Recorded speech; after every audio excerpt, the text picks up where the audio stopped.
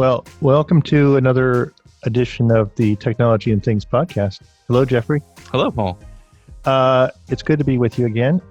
Today, we are joined by Richard Sower. Hi, Richard. Hello. Richard is a cybersecurity pre-sales architecture guru for EVOTEK. Is that right, Richard? That sounds good. I like it. Does that all fit on the business card? I was going to say, I think a much longer business card to make that work, but I like Richard is, I do a lot of calls with Richard actually, and the guy is, he is very talented. And I love riding shotgun with Richard because I usually have to do very little. Gotcha. So, he does all the hard work. I'll take the easy question. Like when there's a real easy question, I'll be, Richard, let me get this one. And then I jump in and then we get back to the hard questions. Yeah. Does that title come with a cape? Do you get like a cape and maybe like a suit as well? Yeah, I just don't wear it very often. Oh, okay. All right. Yeah. I'm in the back of the closet. I'm going to be talking to Charles Ross, who is the Chief Customer Officer for Tanium. And excited to talk to him and kind of learn what he's been actually with the company for, I think, almost since the very beginning. And so looking forward to talking to him and learning all about Tanium. We've got Charles on, so we're gonna let him jump in here. Hey guys, how's it going? Hey Charles, how are you doing? Doing very well. Thank you very much. Welcome on our Technology and Things podcast. Thanks for joining us today. Thanks. It's my pleasure to be here. Yes. What'd you bring me for, Paul? Just in case I pass out or something, or I'm like a safety co-pilot here. Basically, yes, Right, yeah. Contractual obligations. Yeah, just stay awake. You can't fall asleep. That's the only requirement. Yeah. It'd be great to maybe start off with just learning a little bit more about you and kind of where I know that you're the Chief Customer Officer. I'd love to learn more about what that is. But before we kind of get into that, maybe just talk a little bit about your background and kind of how you came to Tanium. And it's nice to get to know you a little bit. Sure. It's my pleasure. So my background before Tanium, well, let me start and say I've been at Tanium for a little over 6 years now, which may seem like a big number, small number, but when you consider the company was about 50 people when I joined, it was relatively small. We're about 1,600 people now. So really kind of had the opportunity to join them when they were just starting to take the product out to market. I knew the product really, really well. That's the reason why I was anxious and excited to join the company. I had been working at McAfee prior to Tanium for a little over 12 years, doing pre-sales, running pre-sales for the Americas for McAfee before I left. And Tanium was actually partnered with McAfee back at that time. And McAfee was white label OEM selling Tanium. And every time I went into any customer pre-sale situation, inevitably I talk about all the McAfee stuff and then eventually get to this little Tanium plug at the end. And then all of a sudden customers would stop and say, okay, what is this? Like, how is that doing what it's doing? I'm impressed. I want to hear more about it. And, I found myself doing more and more, sales calls for Tanium than I was for McAfee, which I didn't think was fair to McAfee. So I decided to join Tanium and get started. So that's kind of my path to how I got to where I'm at. And then what does a Chief Customer Officer do? So my wife asked me that almost every single day. And I have to explain it to her every single time, which is fine. I totally get it. It's a very untraditional title. Internally, I have to make sure that our customers are happy and they are getting the value out of Tanium. And that they stick around for a while and enjoy more of the new technology that we're developing. So under my remit in total, I've got all the pre-sales, all the professional services, all the ongoing support, customer success type elements that you'd find in any organization. So they basically, I'm the throat to choke. If customers are angry or unhappy or frustrated, then I've got to be their voice and advocate internally to Tanium. And obviously I work directly with engineering and with our product teams, making sure that we're building the right things that our customers are looking for as well at the right time. So really try kind of Grand Central Station for everything that our customers are doing internal. Let's remove silos. I mean, we're going to, be out there selling a platform. We know that our customers are going to have their own challenges with bureaucracy and resistance to change, and we're a new thing, and how are they going to adopt us? If we had a bunch of barriers internal, a bunch of silos, a bunch of handoffs, then there's a good likelihood that that customer, when they really need us the most, we're going to be stuck flat-footed. And it's what every other company tends to sort of design their models around. And we chose to build something a bit different. And I think after 6 years of running it, I would tell you it's, in talking with our customers, they're very happy with it, because they get a human being on the phone every time they call, that cares a lot about their environment, that knows them inside and out, knows why they bought it, knows how they're using it, knows what they want to do next. There's not any, give me your customer number and let me look you up in the database, and have you thought about resetting your computer? Like, there's none of that. Like, you cut right to the problem solving, and so that, I think, really gives customers comfort when they're starting to do something new that's, might not be something they're used to doing inside their company. That is a really cool choice of structure. It does sort of feel to me like you volunteered to jump on a whole lot of grenades, though. You have to do that. One of my interview questions to candidates is: imagine it's Friday night, you're at the movie theater, with your spouse, the movie had just been released, you had a nice dinner, nice glass of wine, and you look down and the phone is ringing and you've got a customer who's down. How do you respond? And the correct answer is, I have a visceral pain in my stomach. I got to get out of this movie theater as quick as possible and get to the closest internet I can get to. If you've got that attitude and that mentality, then you'll do really well in this role. And I'm happy to say that, my team is a little over 300 people strong of folks that we've found. It takes a lot of work to find them. Our interview process is very unconventional. You've got to interview with the chairman of the board. I think we freak people out. By the time they're done, they're like, what am I getting myself into? And listen, working with customers on the front line, it's one of the most critical jobs we've got in the company. And you've got to be the right personality. You've got to have the right DNA. But if you can find those people, customers appreciate it a lot. So. See, I've done too much 24-hour support. So if you asked me the question about what I do in the movie theater when the phone goes off, I would have said, remember next time to turn off my phone before the movie starts. We get a fair amount of those too, and we send them off to our competitors. Yeah.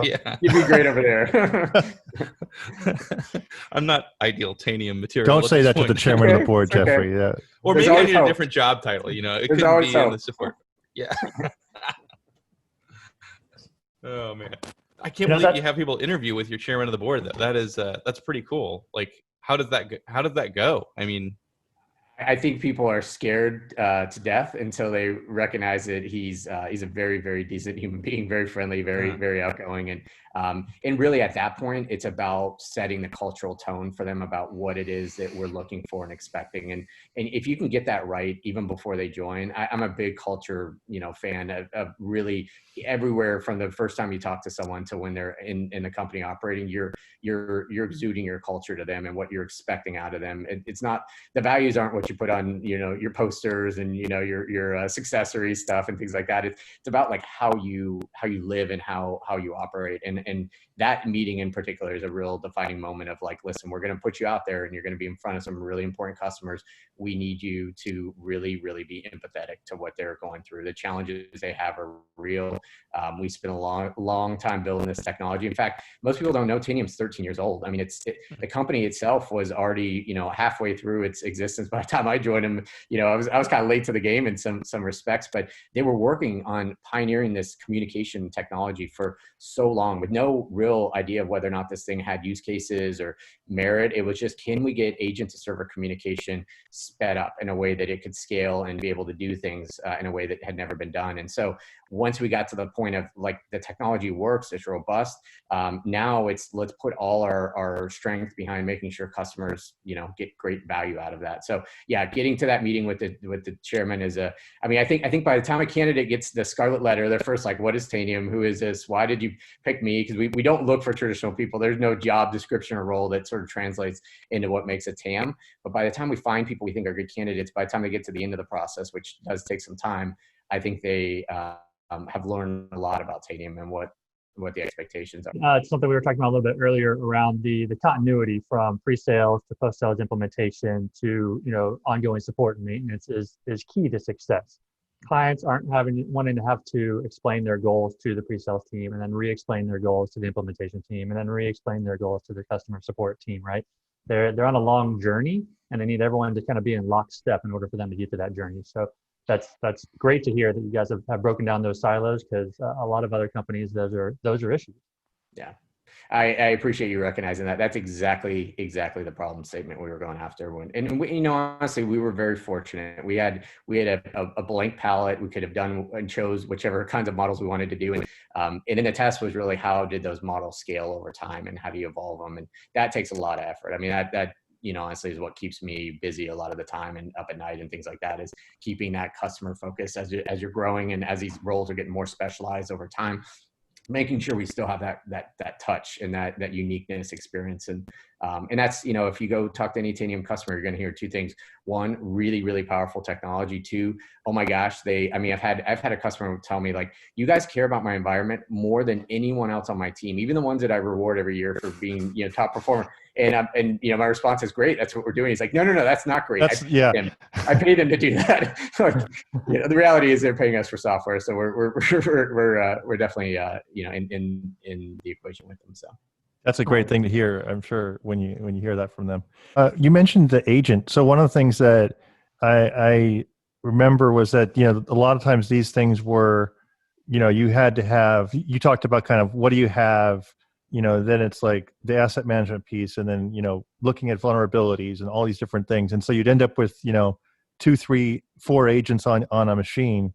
And Jeff and I used to always joke about how, it's like IT had more apps running on your machine than than the actual person that wanted to use the machine. Right. And it's like, can I get a few resources, to use and actually do some work? I'd like to use my computer now, IT. Is that okay? Yeah. Since we're done scanning it. For the company. Yeah, exactly. What does that look like for you guys these days? I mean, is this all consolidated now? Have things gotten better in that regard? So I think that most companies have seen for a while now that their IT budgets are not growing dramatically. Even with COVID, you would think like at a big IT event, budgets were flat. I mean, they continue to be flat in most cases, and holding steady, not going down, but initiatives keep increasing and accelerating. So the message we're sending is like, you've got to do more with the same, and so you got to figure out how to get better leverage out of the things you're doing today. So what we've seen is organizations are now really opening their eyes to platforms that are unified, that allow them to do more under a single structure, under a single agent, than necessarily going out there and focusing on the best of breed. Let me buy one of everything. And, and that for a while was the prevailing logic. You'd go in the grocery store, you go down every aisle and pick something, and then you put it all together and hope you got a recipe when you get home. And what they found is that you end up with a lot of very disparate parts and pieces.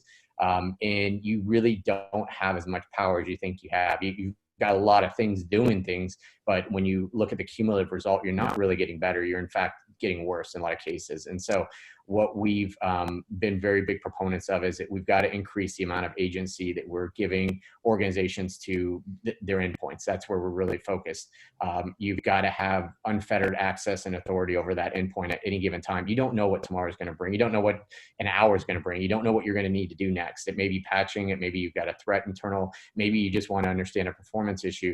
You've got to be able to go to that endpoint and get those answers. And you can't go to 5, 10 consoles like what you're referring to.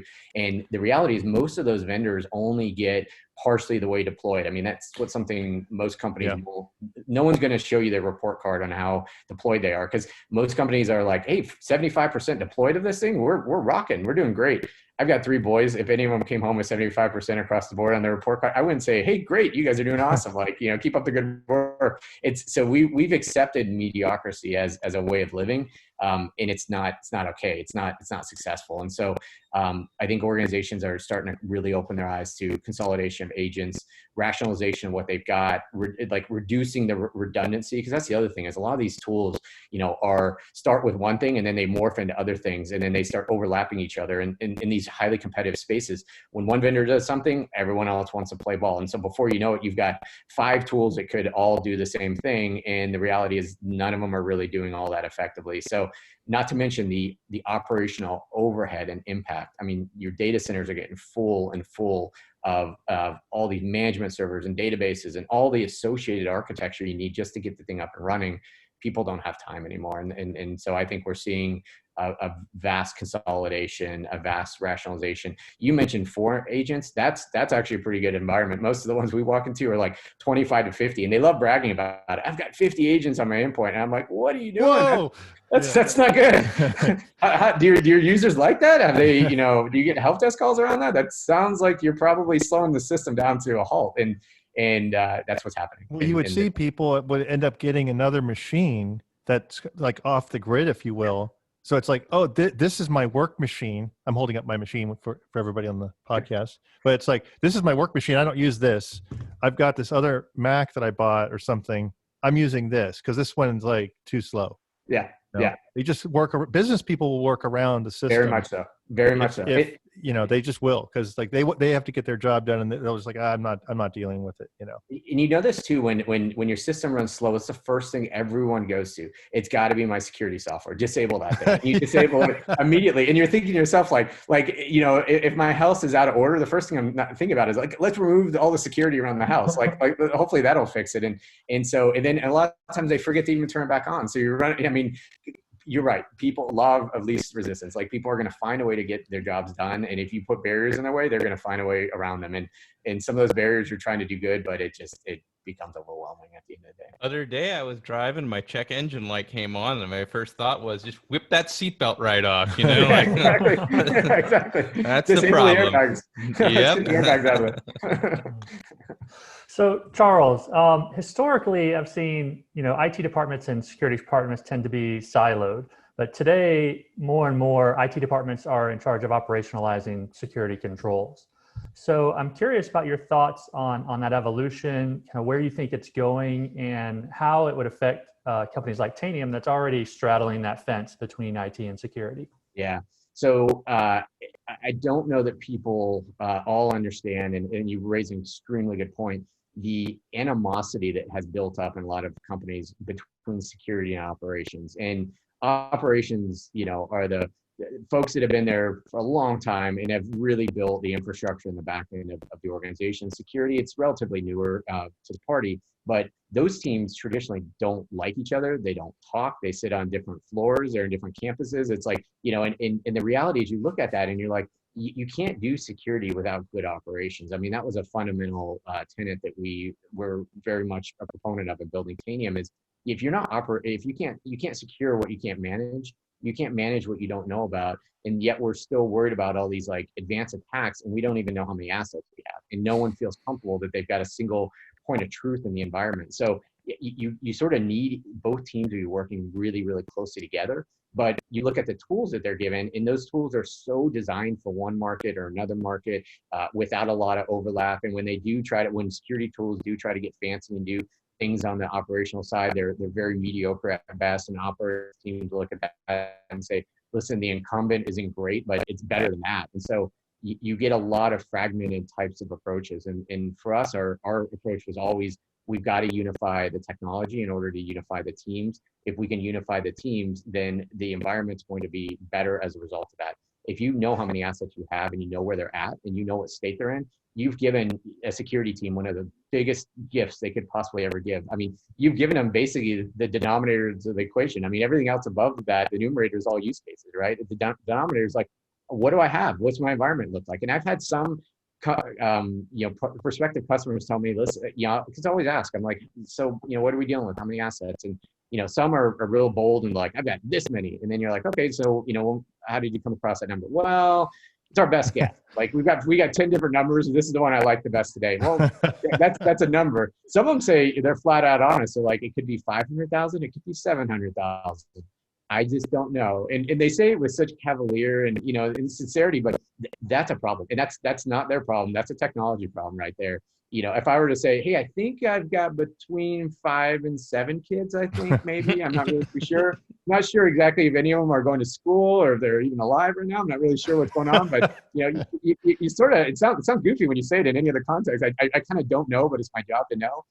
Well, let's point at technology and say, listen, your technology is not giving you an answer that you need to be demanding you've got that answer. Because if you got that, I mean, the world becomes a lot more obtainable when you know what you're dealing with, because that's the single answer that everyone is searching for. No one remembers what they searched for in Google. I guarantee you the first time you got it.